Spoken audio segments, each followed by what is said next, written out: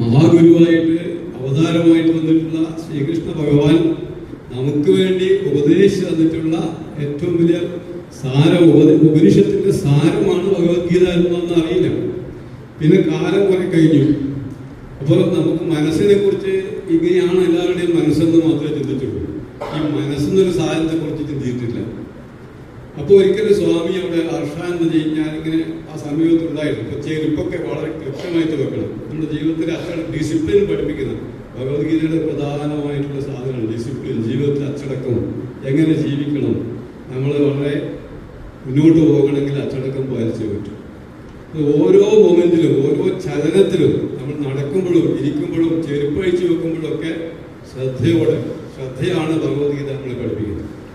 അപ്പൊ അവിടെ ചെരുപ്പുകളൊക്കെ ഓരോരുത്തരും വിശപ്പിന്റെ തിരക്കിൽ ചെരുപ്പ് ഒന്നുകൂടി ഒന്ന് അവിടെ കിടക്കും.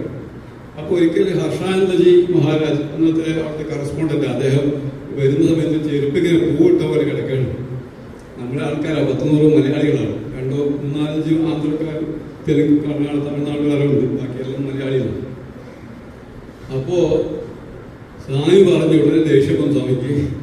സ്വാമി ചോദിച്ചു, if you can control your chappals how can you control your mind എന്ന് സ്വാമി ചോദിച്ചെന്ന് പറഞ്ഞു. ഞാൻ മനസ്സിൽ പഠിച്ചു വെച്ച സാധനമാണ്, പ്രയോഗിക്കാൻ പറ്റിയ സാധനമാണ്. കാരണം ഈ ചെരുപ്പ് നിയന്ത്രിക്കാൻ പറ്റാതെ നിങ്ങൾ എങ്ങനെ മനസ്സിനെ നിയന്ത്രിക്കും എന്നാണ് ചോദിച്ചത്. വലിയൊരു വേദാന്തം ഭഗവത്ഗീതയുടെ ഒരു സന്ദേശമാണ് അദ്ദേഹം ആ വാക്കിലൂടെ നമ്മൾ പറഞ്ഞത്.